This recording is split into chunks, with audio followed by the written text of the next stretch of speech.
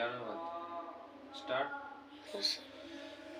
Hello दोस्तों, आज आपको मैं क्लास 7th का मैथ्स लेकर आया हूँ, जिसमें चैप्टर है आपका कंपेयरिंग क्वांटिटीज। इस चैप्टर में आपको जो एग्जाम पैटर्न ऑफ व्यू से जो आने वाले क्वेश्चन है उसके वेटेज को देखते हुए ये चैप्टर लाया गया है। इस चैप्टर में आपको पढ़ाया जाएगा रेशियो, प्रोपोर्शन, परसेंटेज और एक दूसरे का वाइस वर्सा। इसमें आपको समझना पड़ेगा कि रेशियो क्या होता है, रेशियो से रिलेटेड कितने टाइप के क्वेश्चन होते हैं। इस क्वेश्चन को आपको एक्सरसाइज 8.1 में देखने को मिलेगा। ये NCERT CBSE board class 7th का है। इसमें जो भी चैप्टर आने वाले हैं उसका इंट्रोडक्टिव पार्ट देखेंगे इस वीडियो के माध्यम से। आप बने रहे इस वीडियो में और आपको इस वीडियो के थ्रू पूरा चैप्टर एक ही वीडियो में मिलेगी। तो यहाँ पे जो है कंपेयर क्वांटिटीज, जो कि 8th चैप्टर है क्लास 7th का। ये चैप्टर नेम कौन सा है? 8th है।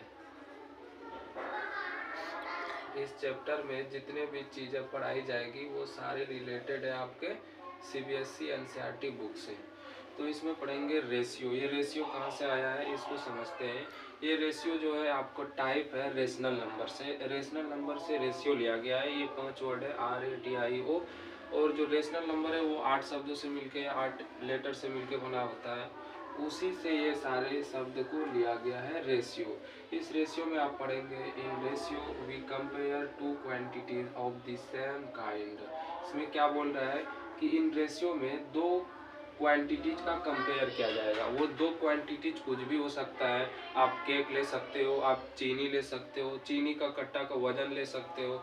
अब जो कुछ भी देखोगे वो एक ही काइंड का कंपेयर क्वांटिटीज बनेगा। सही बन रहा है? तो इसमें जो बोल रहा है we in ratio we compare two quantity of the same kind and consider what multiple और past one of the order. इसमें मान लो एक एग्जांपल लेता हूँ। ये है आपका एक केक और इस केक को मैं 4 टुकड़ों में इक्वल पार्ट में बांट देता हूँ।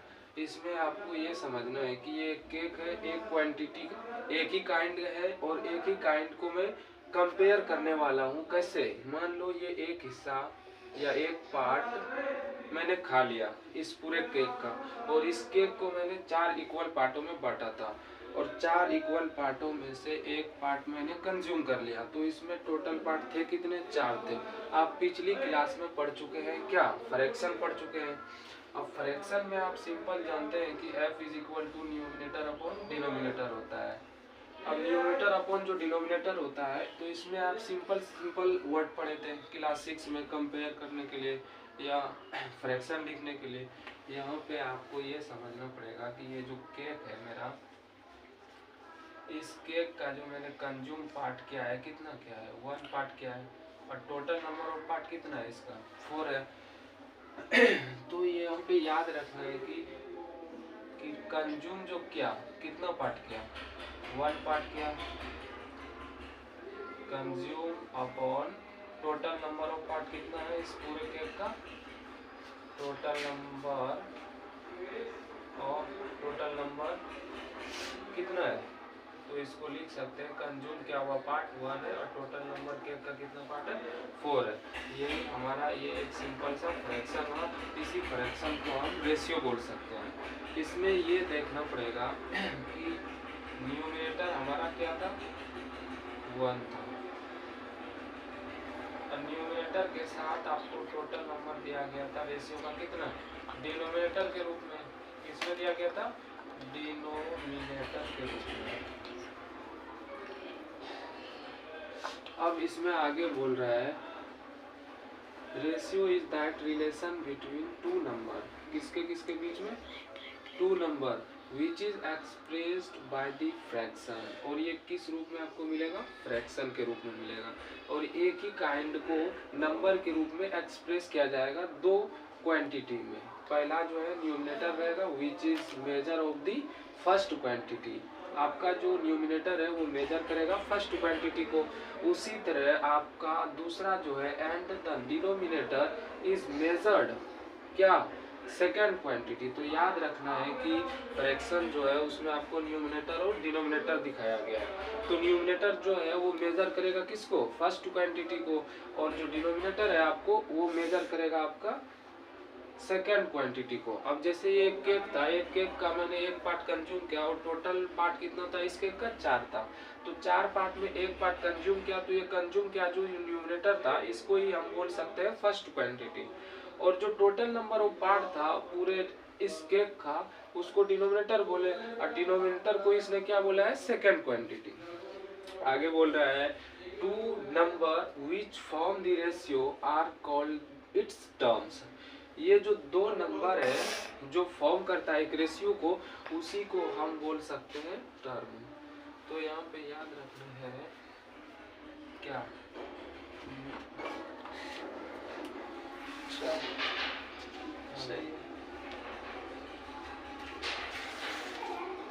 न्यूमरेटर और जो डिनोमिनेटर है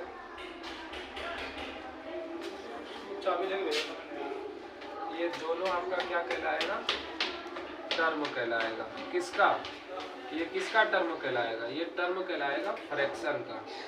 किसका कहलाएगा, फ्रैक्शन का।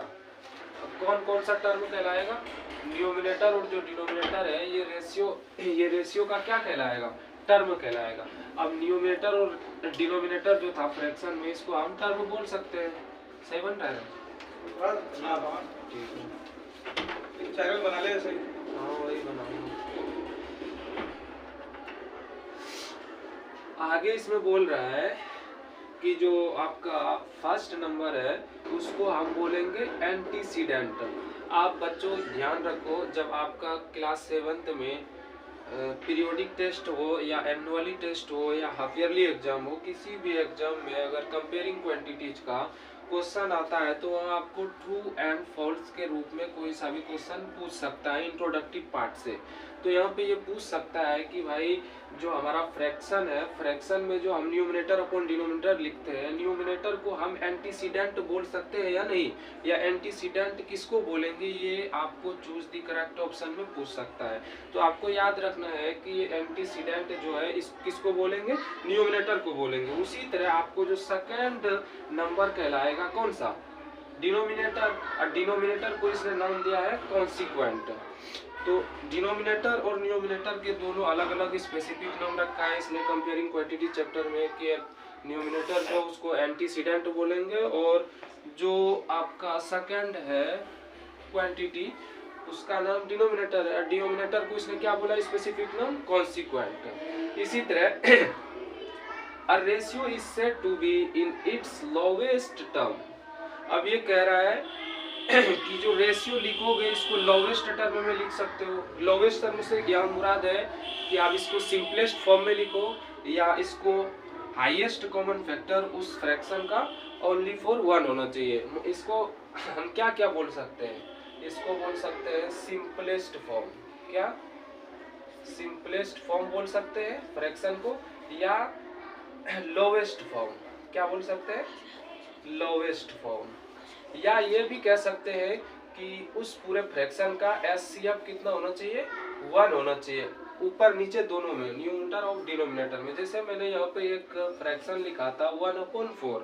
अब 1/4 में देखो 1 का अगर हाईएस्ट कॉमन फैक्टर देखा जाए तो ओनली फॉर 1 है। इसी तरह आपका डिनोमिनेटर में भी देखा जाए तो इसका भी हाईएस्ट कॉमन फैक्टर इसका क्या हो सकता है, 1 ही हो सकता है। तो दोनों का जब 1 होगा तो यही हमारा क्या लेगा, लोवेस्ट फॉर्म किसका, रेशियो का। आगे बोल रहा है when the two terms of the ratio are prime to each other that is their HCF. बोले तो हाईएस्ट कॉमन फैक्टर कितना है, 1 है। तो यहाँ पे फ्रैक्शन में क्या बोला है कि हाईएस्ट या लोवेस्ट या सिंपलेस्ट फॉर्म जिसका हाईएस्ट कॉमन फैक्टर कितना होना चाहिए, 1 होना चाहिए। तो आप ये देख चुके हैं कि फ्रैक्शन लिखने का सबसे सरल रूप क्या है, किसी भी फॉर्म में रहे। मान लो यहाँ पे 4/6 है एक फ्रैक्शन, ये इसको हम और सिंपलेस्ट फॉर्म में लिख सकते हैं। कैसे, देखो 2 से ये 2 टाइम्स में कट रहा है और ये 2 से 3 टाइम्स में कट रहा है। अब इसको नहीं काट सकते। क्यों? क्योंकि दोनों नंबर का कॉमन फैक्टर 2 से आगे और नीचे पीछे कट रहा था। तो यहाँ पे लास्ट में जो आपका बचा 2/3।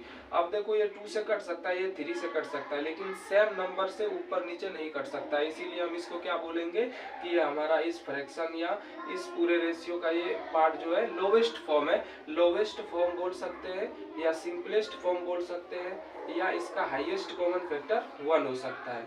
ये आपका क्या कहलाएगा? इस पूरे रेशियो का लोवेस्ट फॉर्म। इसी को इस बात में, इस पॉइंट में लिखा हुआ है। अब इसने एक एग्जांपल दिया हुआ है, वो एग्जांपल को भी देख लेते हैं। यहाँ पूछ रहा है कि what is the ratio of 5 kilometre to 5 metre. अब इसको देख लेते हैं। जब इतना बात समझ चुके हैं तो यहाँ पे इस वाले क्वेश्चन को भी समझ लेते हैं।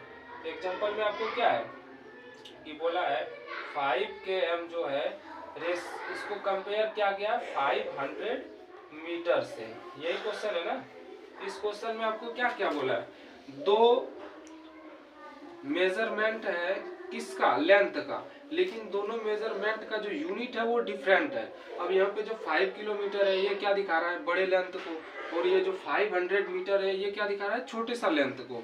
तो यहाँ पे आपने पहले ही बता दिया था कि ये क्वांटिटी जो होगा, कंपेयर होगा टू क्वांटिटी, वो सेम काइंड का होना चाहिए, मतलब यूनिट सेम होना चाहिए। यहाँ पे यूनिट सेम नहीं है। तो यहाँ पे पहले क्या करेंगे कि इस पूरे ये जो रेशियो दिया गया है, ये जो क्वेश्चन दिया है, इसमें यूनिट जो डिफरेंट है इसको पहले चेंज कर लेंगे। आपको इतना पता होगा कि भाई 1 किलोमीटर में 1000 मीटर होता है। इसीलिए हम कह सकते हैं कि 5 किलोमीटर में 5000 मीटर होगा। और आपको सेकंड टर्म में दिया गया है 500 मीटर। अब देखो ये और ये दोनों टर्म का यूनिट सेम हो गया। जब यूनिट सेम हो गया तो इसको हम रेशियो के रूप में लिख सकते हैं। तो बोले तो F = N/D में क्या क्या लिख सकते हैं? यहाँ पे लिख सकते हैं 5000 अपॉन में 500। ऊपर मीटर था, नीचे भी मीटर है। अब यहाँ पे क्या होगा? ये जो रेशियो लिखाएगा यहाँ पे यूनिट नहीं लिखा जाता है। क्यों नहीं लिखा जाता है? यहाँ पे मेजर किया जाता है ओनली फॉर नंबर को। नंबर को एक्सप्रेस किया जाता है रेशियो के रूप में। जब नंबर को एक्सप्रेस किया जाता है रेशियो के रूप में तो वहाँ पे कोई भी किसी चीज का यूनिट नहीं लिखा जाएगा। तो इसीलिए हम इसको क्या करेंगे? कट कर देंगे। अब देखो 5000 है, इस पे 3 जीरो है, 2 जीरो ऊपर नीचे आपस में कैंसिल होगा। और ये 5 से 1 टाइम्स में कैंसिल होगा, ये 5 से 10 टाइम्स में कैंसिल होगा। तो हमारा जो रेशियो आएगा 10:1 या 10/1। इसको हम इस फॉर्म में लिख सकते हैं। कैसे? 10:1। अब ये जो इस2 का साइन है इसका नाम क्या है? is2। यही साइन हम बोलते हैं रेशियो का सिंबल है। रेशियो का क्या सिंबल है? is2 बोले तो इसको इस तरह लिख सकते हैं। इसको नाम देंगे is2। आप ध्यान रखो, याद रखो बच्चों कि ये is2 हमेशा आपको काम आने वाला है। रेशियो का सिंबल क्या है? डबल डॉट ऊपर नीचे स्ट्रेट लाइन। इसकी को हम बोलेंगे is2। आप जब आगे प्रोपोर्शन पढ़ेंगे तो उसमें आपको ये बताया जाएगा कि is2 का क्या काम होता है, is2 कितने मिल के प्रोपोर्शन का काम करता है, या आने वाले इस टॉपिक में is2 का वेरी इंपॉर्टेंट रोल देखोगे। तो चलो चलते हैं इसके अगले टॉपिक में। Next clip. हेलो दोस्तों, जैसा कि आपको मैंने पिछले पार्ट में आपको बताया था रेशियो के बारे में। रेशियो क्या होता है उसके कंपेयर क्वांटिटी को लिख के दिखाया था न्यूमरेटर अपॉन डिनोमिनेटर में। न्यूमरेटर क्या होता है, डिनोमिनेटर क्या होता है, दोनों को अलग अलग क्वांटिटी के नाम से जाने जाते हैं। आपको ये भी बताया था कि रेशियो में 2 क्वांटिटी होता है जिसको फ्रैक्शन के रूप में लिखते हैं, न्यूमरेटर अपॉन डिनोमिनेटर। न्यूमरेटर को और डिनोमिनेटर को दोनों को मिला के टर्म कहते हैं। और टर्म जो है उसमें ये भी बताया था कि न्यूमरेटर जो है उसको एंटीसीडेंट बोलते हैं और जो डिनोमिनेटर है उसको कॉन्सिक्वेंट बोलते हैं। तो ये याद रखना है। ये ट्रू और फॉल्स में पूछ सकता है, हाफ ऑफ नंबर में या फिल इन द ब्लैंक्स में पूछ सकता है। तो आगे जो है आपका रेशियो का 3 चीजें याद रखने वाली बात है।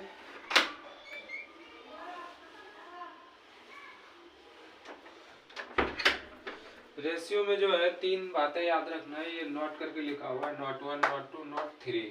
बोला in a ratio we compare two quantities the comparison become meaningless. ये ऐसा है कि बिना अगर सेम काइंड का नहीं है रेशियो तो उसको लिखना कोई मतलब की बात नहीं है।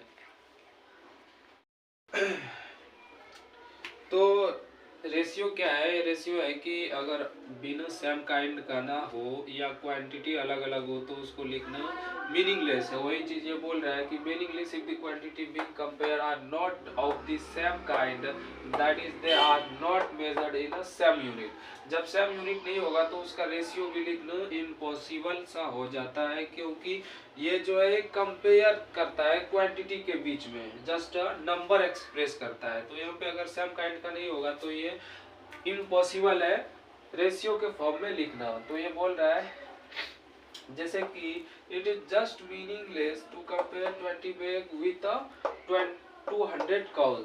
कोई मीनिंग नहीं है। 20 बैग जो है ये बैग किसके साथ कंपेयर कर रहा है? 200 काउच के साथ, इसीलिए ये मीनिंगलेस है। Therefore, to find the ratio of two quantities, they must be expressed in the same unit.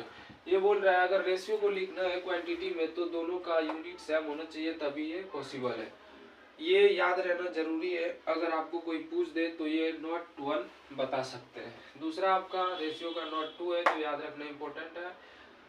Ratio और ये वाले कंपेयरिंग चैप्टर में इसमें बोल रहा है since the ratio of two quantity of the same unit kind determine how many time one quantity is content.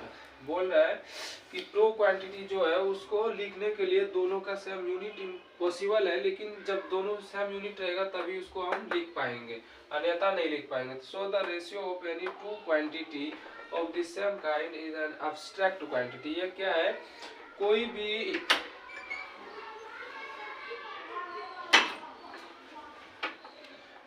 Ratio को लिखने के लिए सेम काइंड का होना जरूरी है, यूनिट सेम होना जरूरी है। अगर ये सब नहीं है तो लिखना इम्पॉसिबल है। और वो उसका क्या है? नंबर एक्सप्रेस करता है रेशियो में पार्ट ऑफ टुकड़ा, जैसे कि कितने पार्ट से किसको किससे कंपेयर किया जा रहा है। तो वही ये बता रहा है कि वो एक निचोड़ है क्वांटिटी का, कि वो कौन से पार्ट किसके मुकाबले कितना है। तो ये क्या है? एब्स्ट्रैक्ट क्वांटिटी है। In other word ratio has no unit और it is independent of the unit. ये क्या है? रेशियो के पास कोई स्पेशल यूनिट नहीं होता है, क्योंकि ये नंबर में डिनोट किया जाता है, एक्सप्रेस किया जाता है, इसीलिए इसको इंडिपेंडेंट यूनिट बोला सकता है। Used in the quantity compared. आगे नोट 3 में याद रखने वाली है the order of the term in ratio A:B is very important. जैसे भी आप रेशियो को लिखोगे तो रेशियो में A:B के जगह पे आप कोई नंबर डिनोट कर सकते हो, जैसा कि इसने यहाँ पे बता रखा है। तो क्लियर है आपको? इससे अगले टर्म में जो बताया जा रहा है वो अगले क्लिप में। आपका अगला टॉपिक आ गया रेशियो के बाद प्रोपोर्शन, और इस प्रोपोर्शन के बाद हम पढ़ेंगे यूनिटरी मेथड, जो कि इस चैप्टर में हो सकता है कि आगे कुछ टॉपिक में इसका एग्जांपल या चैप्टर से कुछ क्वेश्चन आ सकता है। तो प्रोपोर्शन समझेंगे, प्रोपोर्शन क्या होता है। जनरल सी बात है कि आपने पूरा कंप्लीट रेशियो को समझ चुका है। जब रेशियो को समझ चुके हैं A:B के फॉर्म में लिखा होता है, तो यहाँ पे प्रोपोर्शन में क्या होगा कि टू रेशियोज, यहाँ पे होगा टू रेशियोज आर से टू बी इक्विवेलेंट। इक्विवेलेंट का मतलब ये होता है कि दो रेशियो जो दिया रहेगा वो आपस में इक्विवेलेंट होना चाहिए। इक्विवेलेंट बोले तो जैसे कि यहाँ पे बोला if the corresponding fraction are equal या इक्विवेलेंट।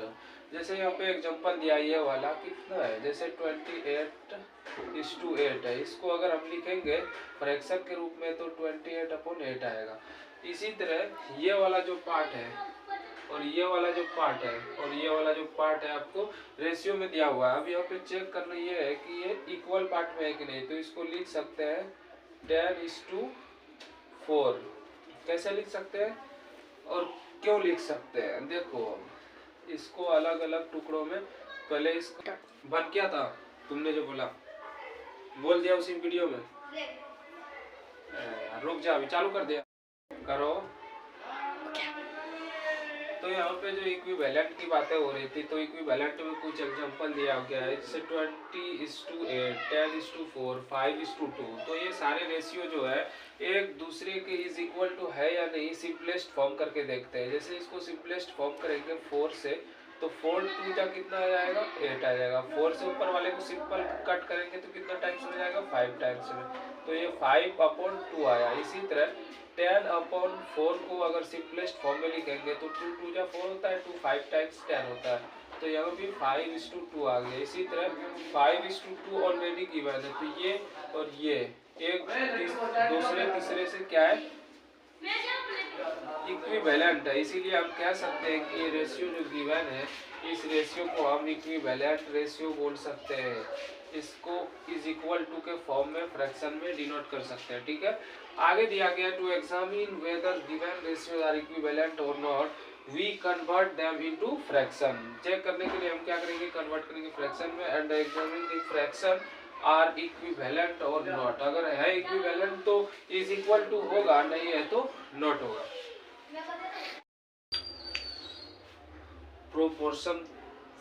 प्रोपोर्शन जो है कुछ हद तक आप लोगों ने रेशियो से रिलेट करके समझ चुका है। तो प्रोपोर्शन जो इसमें काम आने वाला है, when two ratio are equal, the four term of the two ratios are said to be in proportion. For example, 2:3 is equal to 4:6। तो आप जनरल सी बात है कि प्रोपोर्शन जब भी पढ़ेंगे तो रेशियो जो होगा टू रेशियोज का कंपेयर होगा। वो कंपेयर कब होगा, जब दोनों एक दूसरे के इक्विवेलेंट होंगे। इक्विवेलेंट होगा तभी वो प्रोपोर्शन में आ सकेगा। और इक्विवेलेंट से क्या मतलब है, इक्विवेलेंट से मतलब है कि पहला रेशियो दूसरे रेशियो के सिंपलेस्ट या लोवेस्ट फॉर्म में इक्वल होना चाहिए। जैसे कि यहाँ पे दिया हुआ है ratios are said to be in proportion. For example में 2:3, ये 2 जो 3 है, यहाँ पे थोड़ा देख लेते हैं। ये 2 जो 3 है, ये इक्विवेलेंट है किसके, 4/6 के। कैसे है, देखो ये है हमारा लोवेस्ट फॉर्म, और ये इसका अगर हम कॉमन फैक्टर 2 से अगर ऊपर नीचे दोनों को कट कर दे तो इसका सिंपलेस्ट फॉर्म 2/3 आ जाता है। ये 2/3 है, ये पहले वाले से इक्वल है, इसीलिए ये इक्विवेलेंट हुआ। जब इक्विवेलेंट हुआ तो ये एक दूसरे के प्रोपोर्शन भी कहला सकते हैं। तो इसको हम यहाँ पे आगे और आप बता रहे हैं, तो 2, 3, 4 एंड 6 आर इन प्रोपोर्शन। तो ये क्या कहलाएगा, प्रोपोर्शन में कहलाएगा। क्यों कहलाया, क्योंकि ये दोनों जो है एक दूसरे के इक्विवेलेंट है। क्या है, इक्विवेलेंट है। जब इक्विवेलेंट होगा तो वो क्या कहलाएंगे, प्रोपोर्शन में कहलाएंगे, प्रोपोर्शन में।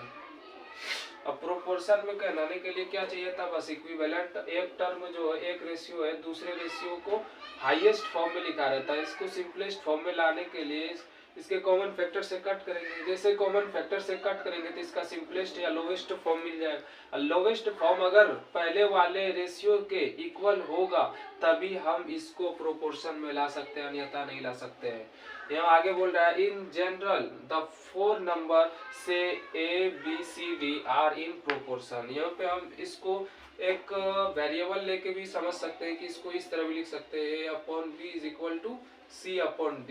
ये एक दूसरे को प्रोपोर्शन में कैसे लिख सकते हैं, A/B और proportion in a proportion C/D। A/B is in proportion C/D। इसी को हम इस तरह से भी डिनोट कर सकते हैं। यही बात बोला है कि if AD is equal to BC। कौन बोला है, A और D, A और D ये वाला टर्म जो है किसके इज इक्वल टू हो सकता है, BC के इज इक्वल टू है। तो यहाँ पे क्रॉस मल्टी कर सकते हैं कि ये एक दूसरे के इज इक्वल टू होगा। Which is obtained from A/B is equal to C/D। इसी से लिया गया है, इसको क्रॉस कर दो, ये AD is equal to BC हो जाएगा, या BC is equal to AD हो जाएगा। तो इसको हम लिख सकते हैं AD is equal to BC। आगे बोल रहा है the number of A and D। कौन कौन सा, the number A and D are called extreme. ये क्या कहलाएंगे, A और D। यहाँ पे देखो, यहाँ थोड़ा नीचे लिख देता हूँ क्योंकि यहाँ जगह नहीं है। एक्सट्रीम और दूसरा शब्द होता है रेशियो और प्रोपोर्शन में आता है, प्रोपोर्शन में आने वाला कौन कौन सा है, एक्सट्रीम और मीन, जिसको मीन या मिडल में होता है उसको मीन बोलते हैं। अब यहाँ पे जैसे दिया गया है A:B is proportion in proportion किसमें, C:D में, तो ये वाला एक्सट्रीम टर्म किसको कहते हैं, जो इनके साइड में हो, मतलब इसके लास्ट में जो टर्म होता है उसको हम क्या बोलते हैं, एक्सट्रीम बोलते हैं। ये आपको हाफ ऑफ नंबर ट्रू और फॉल्स में पूछ सकता है, एक्सट्रीम बोल सकते हैं। और इनर वाला जो दो टर्म बचता है इसको मीन बोलते हैं। ये आपको ट्रू फॉल्स में या चूज द करेक्ट ऑप्शन में एक भी क्वेश्चन दे सकता है, इसीलिए ये इंपॉर्टेंट पार्ट है। कौन की, ए एंड डी क्या कहलाएगा, एक्सट्रीम कहलाएगा। मतलब ये जो रेशियो है दोनों के आउटसाइड में, ये दोनों टर्म क्या कहलाएंगे, एक्सट्रीम कहलाएंगे। और जो इनर में है प्रोपोर्शन के अंदर में बी और सी है, ये हमारा मीन कहलाएगा। क्यों कहलाए, ये अंदर में है और ये बाहर में है, तो सिंपल याद रखना है, जो बाहर वाला टर्म है उसको एक्सट्रीम बोलेंगे और जो अंदर वाला टर्म है उसको मीन बोलेंगे। तो क्लियर, आगे चलते हैं इसके नेक्स्ट पार्ट को। और तो बच्चों प्रोपोर्शन में आपने सीखा था एक्सट्रीम और मीन टर्म। एक्सट्रीम टर्म क्या होता है, जब भी कोई दो रेशियोज के आउट में जो मतलब दो रेशियो जब लिखा होता है तो उसको उसके लास्ट वाले पार्ट को एक्सट्रीम बोलते हैं और बीच वाले टर्म को मीन बोलते हैं। ये आपने जान चुका है। आपको यहाँ पे दिया गया है, thus we observe that if four numbers are in proportion, क्या होता है, चार नंबर प्रोपोर्शन में होता है, then the product of the extreme term, क्या बोल रहा है, जो लास्ट वाला जो टर्म एक्सट्रीम कहलाता है उसका प्रोडक्ट इज इक्वल टू किसके होता है, product of the middle term. मतलब मीन टर्म के और एक्सट्रीम टर्म के प्रोडक्ट आपस में इक्वल होते हैं। इसका कहने का मतलब ये था, जैसे यहाँ पे आप देख सकते हो आगे में दिया हुआ है, इन अदर वर्ड A:B, क्या, A:B is equal to C:D if and only if AD is equal to BC। कैसे हुआ, यहाँ पे देखो A/B इसको लिख सकते हैं इज इक्वल टू में C/D लिख सकते हैं। ये इसके ये मिडल टर्म कहलाता है और ये एक्सट्रीम टर्म कहलाता है। दोनों एक दूसरे के प्रोडक्ट आपस में क्या होते हैं, बराबर होते हैं। यहाँ पे जैसे A:B is in proportion C:D, ये आपका एक्सट्रीम टर्म हो गया, हुआ कि नहीं, और ये आपका क्या होगा, मिडिल टर्म। इन दोनों का प्रोडक्ट और इन दोनों का प्रोडक्ट आपस में जब होते हैं तो वो एक दूसरे में क्या होते हैं, इक्वल टू होते हैं। If AD is equal to BC then ABCD are not in proportion, तब ऐसी स्थिति में ABCD not proportion कहा जाता है। तो प्रोपोर्शन का आपने यहाँ तक जानने वाली बातें सीख चुका है। आपको प्रोपोर्शन भी पढ़ना है, तो उसमें भी दो टाइप्स दिया गया है। आपको एक कंटिन्यूड प्रोपोर्शन दिया गया है। ये जो आपने यहाँ पे सीख लिया, प्रोपोर्शन में जो एक्सट्रीम टर्म और मिडल टर्म का जो प्रोडक्ट होता है आपस में इक्वल टू होता है, ये वाला टर्म आपने समझ लिया। लेकिन ये प्रोपोर्शन जो है ये भी कई दो कैटेगरी में कैटेगराइज किया गया है। एक है कंटिन्यूड प्रोपोर्शन, इसमें बोल रहा है 3 number ABC are said to be in continued proportion if A, B, C are in proportion. कैसे हुआ, यहाँ पे देखो, यहाँ पे ये जो है आपस मिडल टर्म B और C ये आपस में इक्वल हो गया, इसीलिए यहाँ पे इसको इस फॉर्म में लिखा है A, B और C। Thus if ABC are in continued proportion then ABCD are in proportion। क्या हुआ, जब ये कंटिन्यूड में रहता है तो इसको हम बोल सकते हैं ABCD को प्रोपोर्शन। इसको लिख सकते हैं इस फॉर्म में, A:B is in proportion B:C। तो इसको आगे इस टर्म में भी लिख सकते हैं, प्रोडक्ट ऑफ एक्सट्रीम टर्म्स और प्रोडक्ट ऑफ मीन टर्म। जब आपस में दोनों मल्टीप्लाई या प्रोडक्ट बनते हैं तो एक दूसरे के बराबर होते हैं। A:C हो गया, यहाँ B और C जो मिडल टर्म है उसको इक्वल मान लिया, इसीलिए यहाँ पे मल्टीप्लू आ गया B:B, तो इसको B² लिख सकते हैं। जब B² लिख सकते हैं तो इसको इस फॉर्म में बोल सकते हैं ना, B² is equal to AC।